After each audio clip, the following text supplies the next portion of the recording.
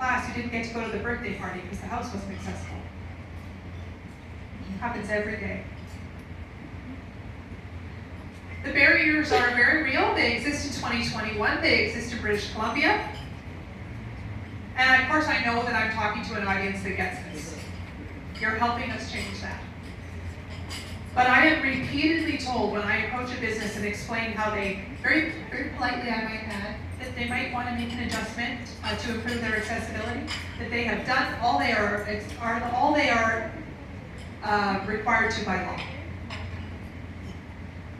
I honestly would have thought that by now we'd be doing the right thing because we thought it was the right thing to do. But 30 years after my injury, I have changed my opinion on that. We need a lot more stick and a lot less carrot. Oh yeah. It's going to take forever to get back. Now, I was really hopeful when the NDP government promised after years to introduce that legislation, and that they did. And I was quickly disappointed by it. Now, don't worry, nobody's going to get uncomfortable. They've all heard me say this before. The reality is, it's an enabling bill. There's nothing in it at this point in time. The details will all come later. That means it's all going to take more time. That's why I'm disappointed. I am thrilled that we now have something on the books, but we have to fill it out, and we have to fill it out fast. Because people have been waiting for this too long. My cautions, though, were waved off by the minister, and again, and many times before. And a building code engagement is underway, and I'm pleased about that as well. And you can go online and have your say. But in my opinion, no, I'm just in opposition. But I'm also somebody who lives it. And it's fundamentally flawed because it asks what we can do to improve access. It does not ask what we can do to ensure it. It asks a few questions, and you can check a few predetermined boxes. It doesn't ask, do we need 2 elevators in buildings over 2 stories? But we do, and we don't have that. So why is the discrimination of people with disabilities allowed to continue? Equality rights are at the core of our Charter of Rights and Freedoms, and they're entrenched in our Constitution. It guarantees equality to all people before and under the law, and it goes far beyond the formal words in Section 15 of the Charter. Article 9 in the United Nations Convention on the Rights of Persons with Disabilities, which Canada ratified in 2010, outlines society's obligation to ensure accessibility for persons with disabilities. The provision requires we take appropriate measures to ensure persons with disabilities access on an equal basis with others. That means I don't have to go in through the elevator in the kitchen. But we're not there yet. Upholding these rights to equality is why we actually need that standalone accessibility legislation that people wondered what took so long for. And again, I'm glad we're there together to do that. But I recognize as well that there are challenges to legislating the depth and breadth of the things we want to see changed. There are limitations on what legislation can and cannot do effectively. So I want you to know I'm sharing my thoughts here, both as a legislator, as a person with a disability, as somebody who's been an advocate, and as a service provider. Being truly inclusive means that people of all abilities have the opportunity to fully participate in their communities. It means that we continually challenge our attitudes and beliefs about disabilities, and that we recognize the value of all contributions. In 2017, 22% of our population aged 15 and over, that's about 6.2 million people in this country, have one or more disabilities that they cite. Among those with disabilities aged 25 to 64 of working age, 39% want to work and cannot. That represents nearly 650,000 people. We have a labor shortage, but we're not enabling people to work.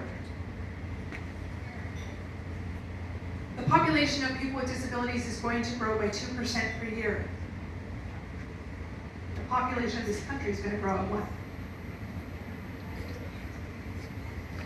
So while I give you those things to ponder, I do want to say that my experience with disability provides me one perspective. My work within the disability community broadly as a board member of Disability Alliance, and my work with SCIBC, and as former minister responsible for social programs in British Columbia, has certainly broadened my views and exposed me to a vast and varied experience of people with disabilities in our province. And it's taught me the importance and the challenges associated with bringing those diverse experiences to a common goal. Disability legislation is one common goal that we all agree on, at least in theory. But how we operationalize it, the priority we put on it, and what we see as essential within it are the things that are yet to be debated. Over my last decade in the legislature, I've been able to move the accessibility agenda forward, albeit slowly. At the cabinet table, I made significant changes to persons with disabilities income supports, specifically adding earnings exemptions and asset and trust exemptions to the table. I was able to champion a province-wide accessibility consultation, which culminated in the Accessibility 2024 plan, which laid out 12 steps for government to take internally to help move the agenda forward. It included legislation, so tick one partially off the list. But by no means did I get all of my wishes. And by no means did my government and my colleagues, despite my passion and my colleagues' agreement, do enough to satisfy me fast enough. And certainly, we didn't do it fast enough to satisfy the community. And I expect that this new government and my friends here today will quickly find the same. There is no doubt that we have more to do. And the positive thing, I believe, is that in my mind, the stars have been aligning. We're talking about disability differently in society. We have expectations that things already exist. That becomes a problem, but it's also a good thing. We have disability legislation federally. We have disability legislation provincially. All of the things are lining up. So now's the time to do more. I urge government and advocates in this room alike to help reframe the case for accessibility. Yes, it's a legislative responsibility, although we still have to work on what's legislated. Yes, it's a responsibility, but it's also a necessity, because 25% of the population needs some kind of adaptation in our society. This is not a discrete group of people. This is not those people over there. It's clear, though, that people with disabilities still do feel disenfranchised by policies that are ineffective because they weren't developed with an accessibility lens. Governments and private sector alike have espoused the values of inclusion for years. But accessibility far too often is missed. Even worse, I think, unconscious bias allows folks, including myself, to decide when a lens on accessibility is necessary and when it isn't.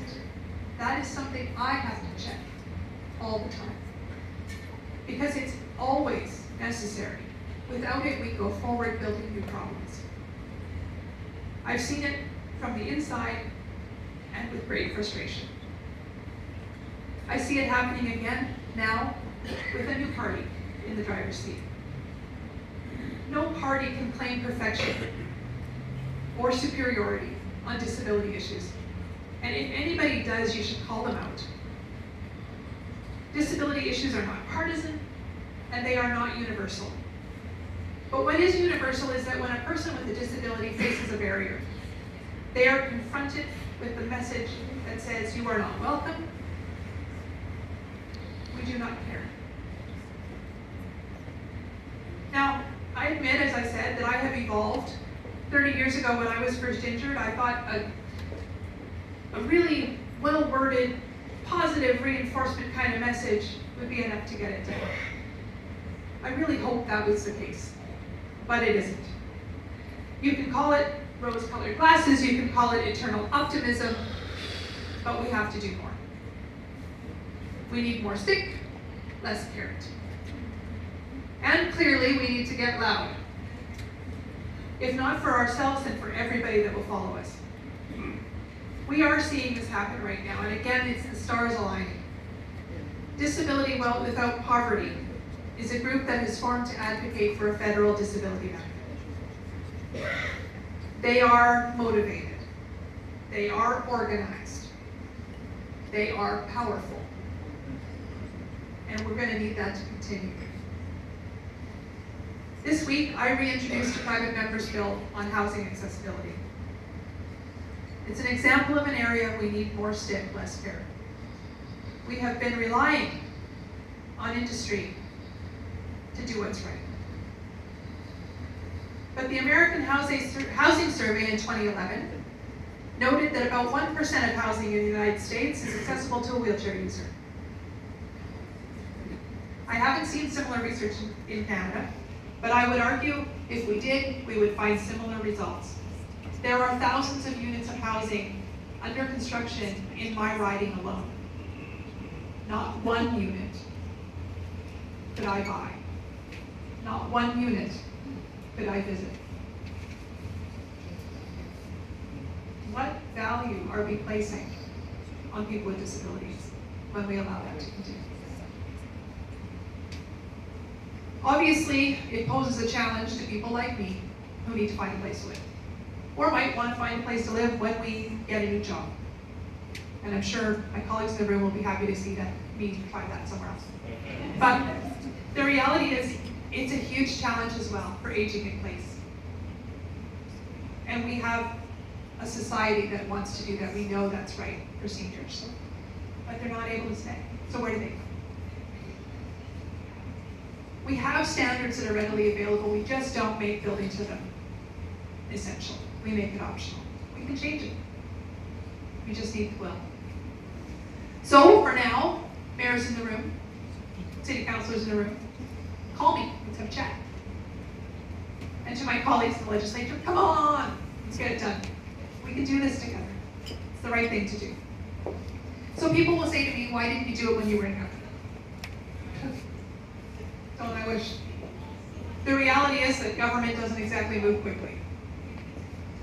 I learned it in my first 4 years, that I needed another 4 years, and then another. But in 2017, I had convinced the Premier and Cabinet that it was time, and it was in our platform.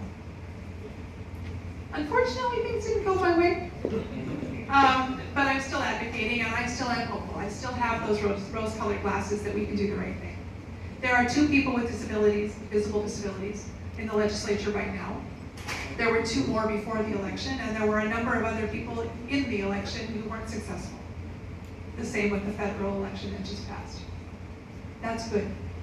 We need more. Representation matters, because the reality is that people learn when they're faced with a problem. My colleagues learned when I couldn't attend meetings with them that something was wrong. My colleagues learned that we couldn't just book any hotel for meetings. My colleagues learned that when we would go to events, I was excluded. And that will be the same now for another caucus. And that's good, although I wish you would be able to go everywhere then. The reality is that there's a lot of learning to do. We've made changes, and we agree in theory there's more that needs to be done. How we get there is what we'll disagree on. But that argument is healthy, and will continue. Here's the reality though, guys, and for the new members in the room. Government doesn't move fast. The bureaucracy moves even slower, unless they have an advocate. We must be relentless, and I hope you will claim that role. We can't claim as a society that we're inclusive until people with disabilities can exercise all their rights and responsibilities. We can't say we've done enough until no child is left behind, no family has to choose to give up their child or receive supports. No person has to accept welfare over work. No one has to enter through the back door in that fishy smelling restaurant elevator. No one has to stay home because they can't get out of their home. I think you get the picture. We have a long way to go. Now, I told you there were other musings, and so I will also tell you that the one thing I'm most proud of from my time in government is the single parent employment initiative. There was a problem that needed solving. So I started working on it when I was the Minister of Social Development in 2011. And through the next couple of years, while I was the Minister of Children and Families, behind the scenes, I pushed. In 2014, we launched the program. The changes were around the rules between welfare and learning and moving off welfare to work.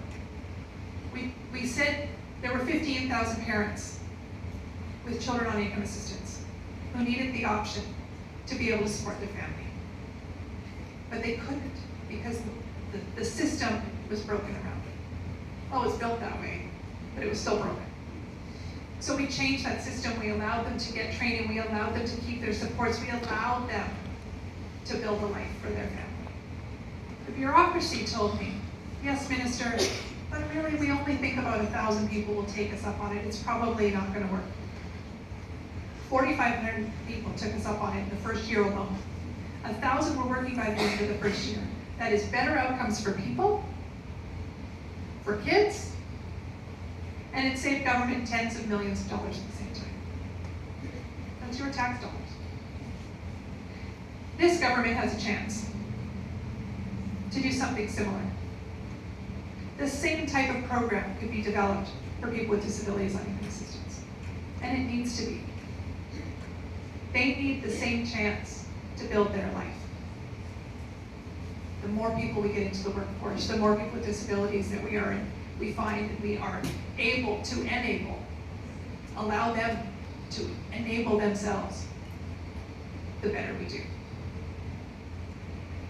So I've drawn on long enough, and I just, Zosha, want to really say thank you again for the work that you do. It's important.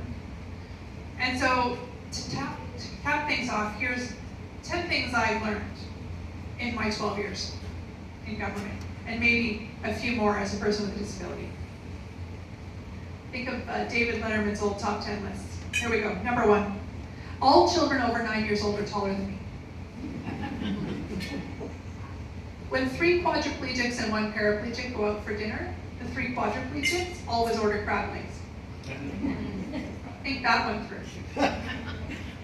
When on a cruise ship, or even a ferry, one should always put their brakes on before they take a drink. Or you may find yourself at a different table. I have a friend, Jill. She's in a wheelchair, do you know her? Yeah.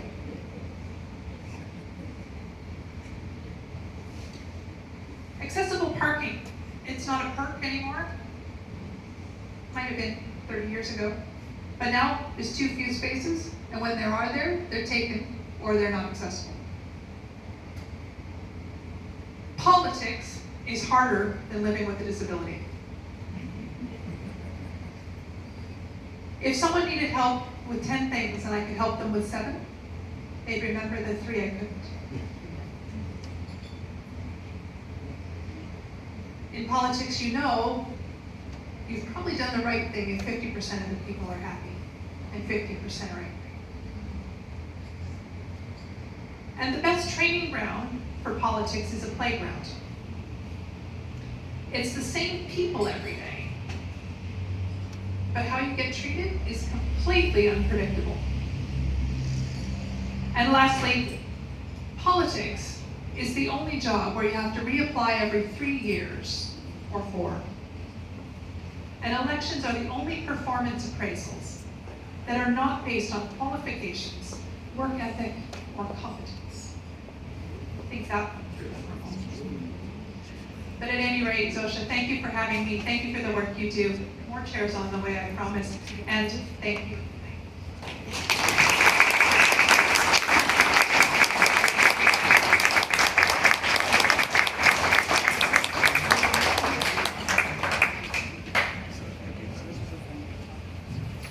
Good evening, everyone. For those that haven't had the pleasure of meeting yet, my name is Brayden, and I'm the Vice President of Langley Pos-abilities, Director of Volunteers.